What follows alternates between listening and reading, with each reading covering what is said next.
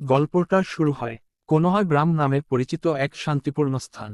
এই গ্রামে ছিল এক অদ্ভুত শিশু, যার নাম নারুতো উজুমাকি।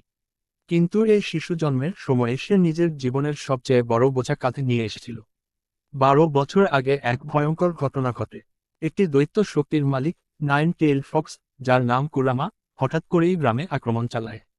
গ্রামের মানুষ দিশেহারা হয়ে পড়ে। অসংখ্য মানুষ মারা যায়, অসংখ্য ঘরবাড়ি ধ্বংস হয়। গ্রামের চতুর্থ হোকাগে, মিনাতো নামিকাজে, নারুতোর পিতা, নিজের জীবন ত্যাগ করে এই ভয়ঙ্কর শত্রুকে রুখে দেন। তিনি কুরামাকে সিল করে দেন নিজের সদ্যজাত সন্তানের মধ্যে, ছোট্ট শিশু নারুতো। মিনাতো আর কুশিনা, নারুতোর মা, জনেই সেই রাতে জীবন দিয়ে যান। আর সেই রাত থেকেই নারুতো হয়ে ওঠে একাকী। কেউ জানতো না সে হোকাগের সন্তান। সবাই জানতো এই বাচ্চার মধ্যে আছে দৈত্য কুরামা। সেই জন্য গ্রামের সবাই তাকে ভয় পেত, ঘৃণা করত, দূরে সরিয়ে রাখত।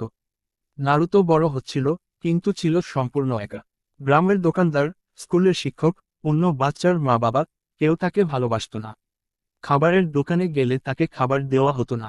পার্কে গেলে মা বাবারা তাদের ছেলেমেয়েদের সরিয়ে নিত। তবুও নারুতো ছিল অদম্য। সে প্রতিদিন হাসত, দুষ্টামি করত, কারণ সে চাচ্ছিল সবাই যেন তাকে দেখে, তাকে চিনে, কেউ অন্তত তার অস্তিত্বটা স্বীকার করে। একদিন সে স্কুলে খুব দুষ্টামি করল, ক্লাসরুমে পেইন্ট ছুড়ল, হোকাগের মুখে আকলদারি। সে জানত কেউ তাকে শাস্তি দেবে, আর তখন অন্তত সে কারো মনোযোগ পাবে। একজন মানুষ ছিল, যিনি ধীরে ধীরে নারুতোকে বুঝতে শুরু করলেন, ইরুকা সেন্সেই। ইরুকা নিজেও ছোটবেলায় মা বাবা হারিয়েছিলেন, তাই একাকিত্বের যন্ত্রণা তিনি জানতেন। যদিও শুরুতে তিনিও নারুতোকে অপছন্দ করতেন, কিন্তু একদিন এক ঘটনার পর সব বদলে যায়। স্কুলের একজন বিশ্বাসঘাতক শিক্ষক, মিজুকি, নারুতোকে মিথ্যা কথা বলে, ফবিডেন স্ক্রুল চুরি করতে পাঠায়।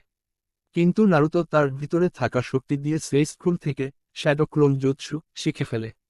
মিজুকি তখন নারুতোকে বলে দেয়, তুই জানিস না, তোর ভেতরে আছে সেই দৈত্য। সবাই তোকে ঘৃণা করে। নারুতো ভেঙে পড়ে, কিন্তু তখন ইরুকা এসে দাঁড়ান তার সামনে।